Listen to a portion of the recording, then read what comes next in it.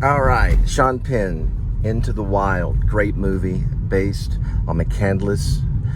He changed his name to Alexander Supertramp. He was a wanderer that went to Emory, I think, college. He graduated and was really into environmental science and saving the planet. He ran off to join this life that was kind of like Treadwell's life, if you've seen The Grizzly Bear. The Grizzly Man. Grizzly Man. But he saw grizzly bears. They both did. The only difference is Treadwell was eaten by a grizzly bear, and McCandless, who brought a book along with his trip, it was a Russian book. Dr. Zhivago, who'd write in it, kept a small journal, and he ate some poisonous plants, which put him in paralysis, because he did study plants that you could eat for a very long time. He was very intelligent, probably genius level. And he wanted to do some stuff that's going on with like Foresty Forrest. If you ever watch Foresty Forrest's YouTube channel, Foresty Forrest is probably one of our most talented YouTubers. He'll go on mountain climbing expeditions daily, sometimes going a marathon, 20, 30 miles, maybe more, sometimes even more than that. And he climbs these mountains and comes back and has slow-cooked meals in his van. Well, McCandless was a wanderer, and he kind of cut off from society and kind of disappeared, went to Alaska to live off the land, crossed a small creek bed in the wintertime. He was let off by, a helper in Alaska. And I believe he had a low-power long rifle for hunting, and just a few supplies. A book. He had the Dr. Zhivago, the book, and a journal, and I believe a camera. He did have a still camera. He did take a photo of the school bus that he found, an abandoned school bus that he used as shelter against the winters. He was able to hunt. He was able to survive on his own. Don't ever do this stuff. Foresty Forrest does have a dog, and I believe he has a Garmin. I hope he does. I know that Chrome Valdez does out in Canada. He goes out into the wild too. He has a Garmin. If McCandless had a Garmin, that's a GPS device that you can text on. Sometimes they're even making them where you can make phone calls and stuff.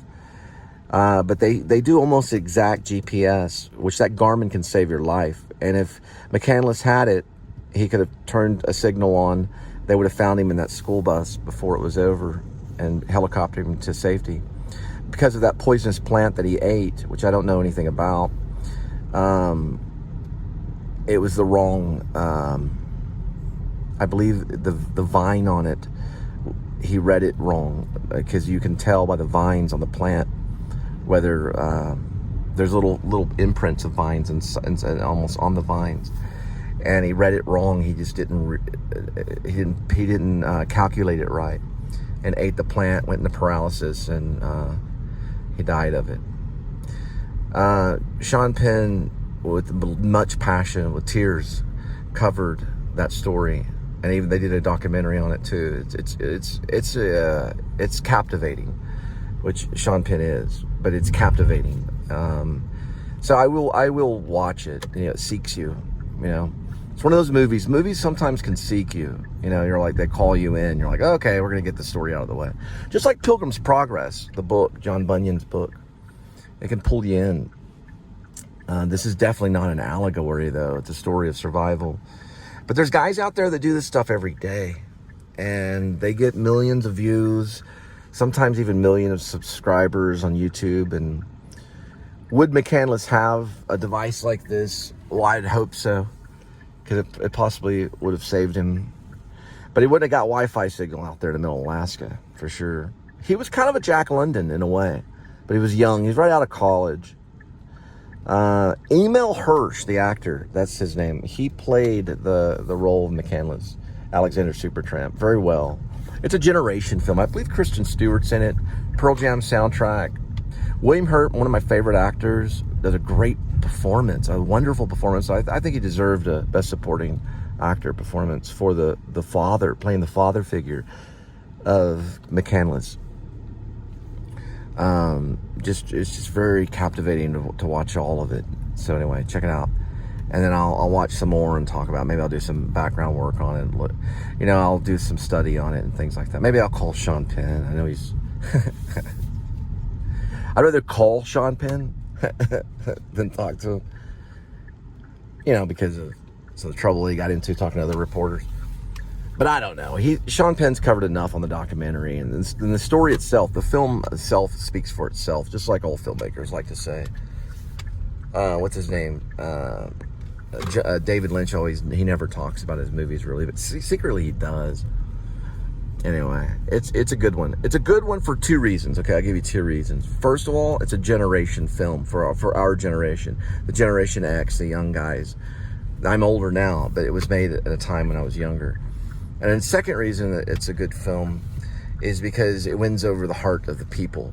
The people love that film, so it grabs the heart of the masses. It really does.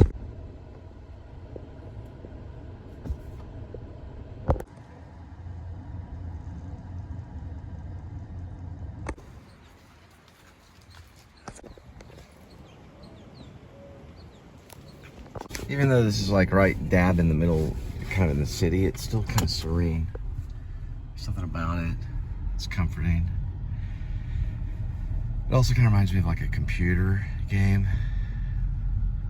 You know, the guys are kind of walking around. Look at this classic car here. Pretty cool.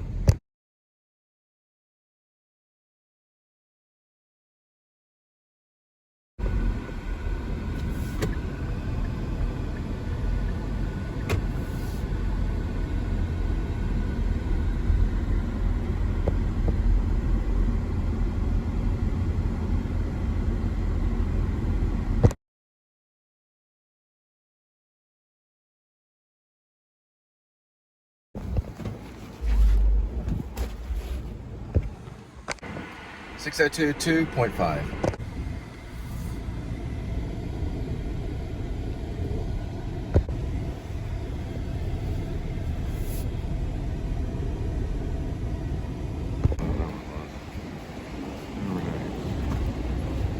I don't wait on this one.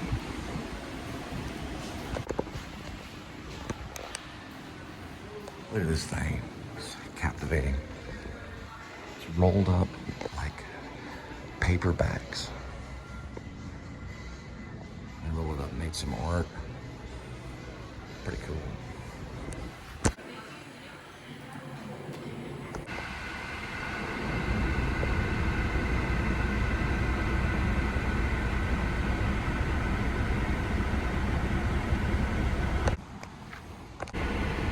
$6,429, 5.8. They're all the way from Florida. All right, this August, Pippin, August 2nd. Then we're gonna do $1 Million Quartet, September. Casa Manana, the House of Tomorrow. Great place to watch some musical theater, or any type of theater.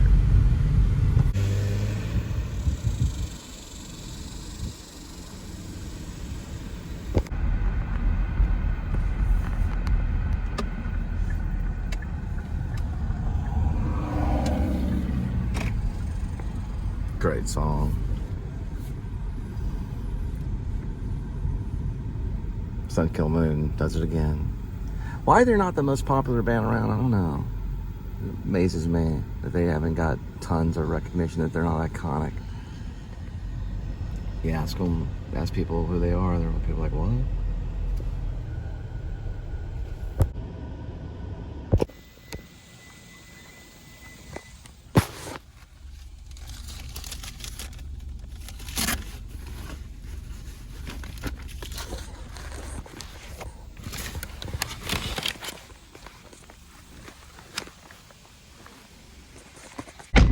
On that one, I told the guy to enjoy, and I said he might want to give a bread roll to his dog.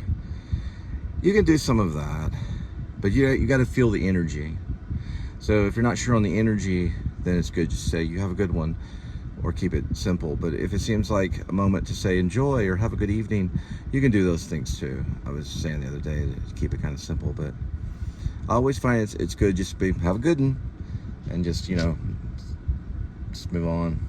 Kind of just get to the next one. 707.15, 8.4. Fort Worth has some nice neighborhoods. Looks like they're doing some work right here. All through here. Just depends on where you're at. But Texas is the second, number 2 on the richest state. The first is California, and then it goes to Texas, and then it goes to New York. But New Jersey, they have the highest per capita, per household. I think it's in the 90,000 or something like that. That could change though, because it could get increased because of inflation to like 120,000 or something. I'm not for sure though. But yeah, it goes California. I'm talking about GDP. California, Texas, then New York. You can look it up on Google. All right, guys, and subscribe to the Beastie Boys, Intergalactic, planetary, intergalactic. It's a theory about dimensions and stuff. You can learn a lot from that song. I'm switching back to listen to it for a little bit. And all right, y'all have a good day. Love y'all. All right, so, you know, I listened to it, and it's good. It's Beastie Boys, Intergalactic, planetary, intergalactic. Man, I heard about their concerts and what they do with cases of beer and throwing it around. They're crazy. 100% Beastie Boys. Not the biggest fan when I was younger, and then I learned to like them because they, you know, because they're crazy. But this is a cherry entrance where this is Burnett. Sorry about that. Plaza. I got some still photos when I was in high school in 1992-ish. And I took a 35mm camera and shot up this way, all the way up this building, and entered it into my creative writing class for an assignment. Everyone liked the photo. It shows like the Cherry Street sign, and then it shows the building. Wish I had that photo. I kept that photo for a long time in albums. A lot of those photos, it's hard to keep up with it like real photos. Back then we didn't have Facebook, so we couldn't just take a photo and put it on Facebook where it's on a cloud. You don't have to worry about it when you travel, move around different states. You got all these photos you got to deal with, your albums. That's what you admire, you know? Now we can put it on clouds. So when you run out of that burning house, hey, you got all your photos on a cloud. All right, there it is. And then there's the Cherry Street thing right there. Although it was different in 1992-ish. It was a little bit different. So I could get the Cherry sign and then the Burnett Plaza building. It was black and white. Man, it was a great photo. Never made it to cinematographer, but I did now. I did now, man. It's not game over. You know, I mean, I'm not like Bergman or anything, but at least I'm trying, man. There's the old library that they closed down. Back in the day, you go in there and get a library book. The whole thing was a library. Closed it down. Freaking Kindle. Google Books. The rest of them. But you can still find the small little libraries in Fort Worth. We've been to a few of them. We've even vlogged in the indoors of them, the inside of them. I'm glad you're having fun. I know your eyes are real wide going, what is this? If anyone found my channel. This guy's not at Walt Disney World at all. What's he doing? Where's he going? What I'm doing is I'm delivering food to your doorstep. You're hungry and you want to eat. I've been doing it for about 4.5 years. It goes on a long time. But every once in a while I turn it on. Intergalactic, planetary, intergalactic.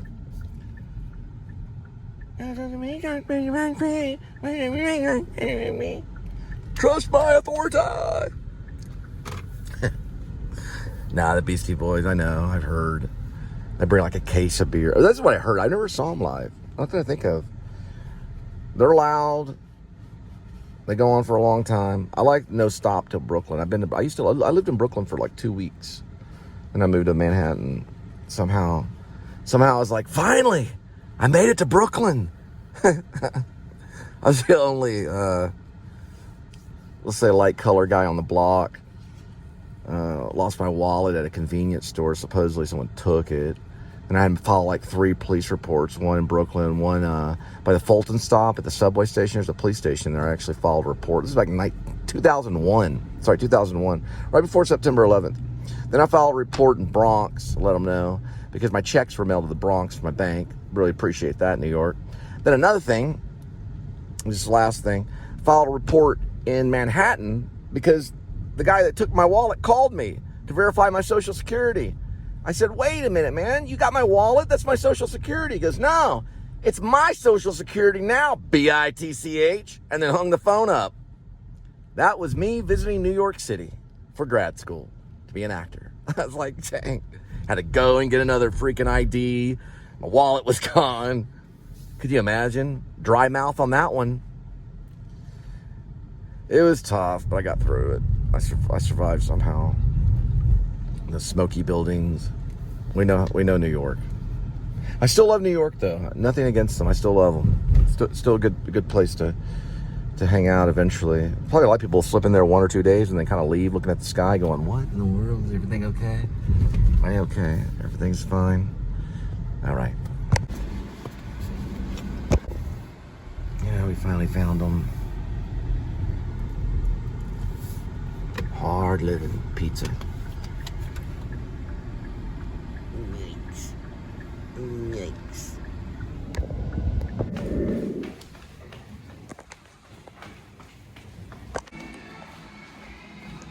Look at that song, it's still popular.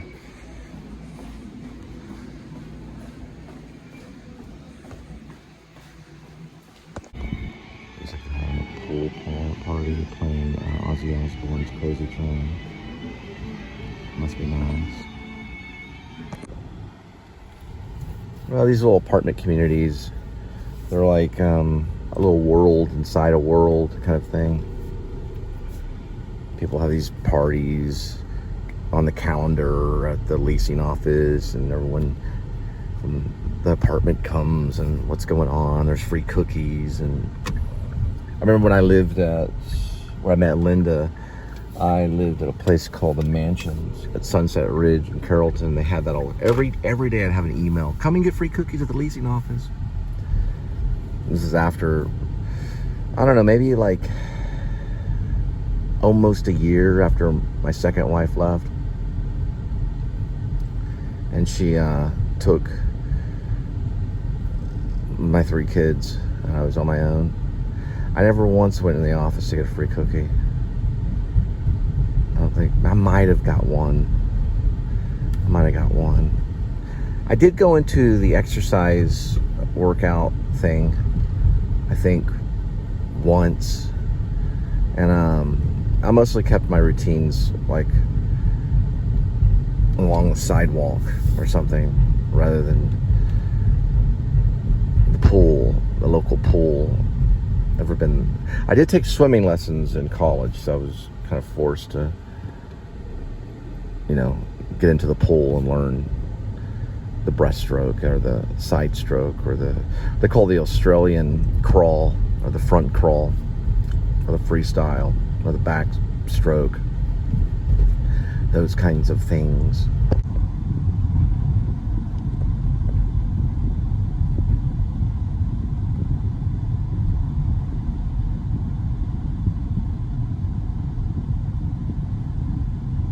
All right, and there's the artwork, or one of the artworks of Fort Worth.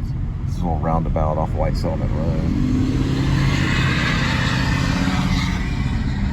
Right between these 2 bridges right here. There's the other bridge.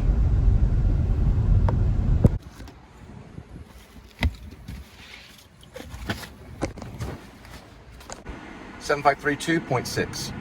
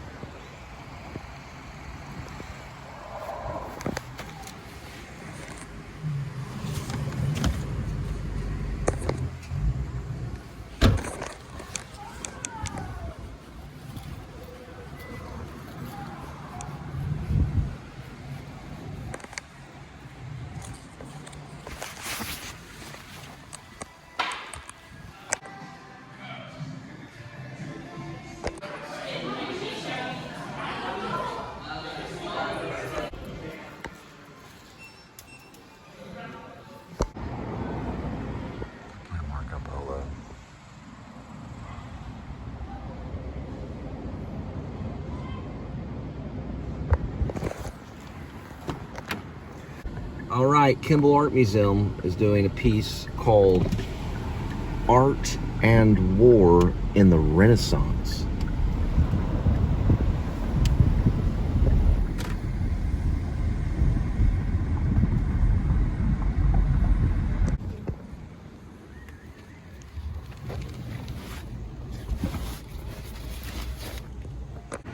(9053.6)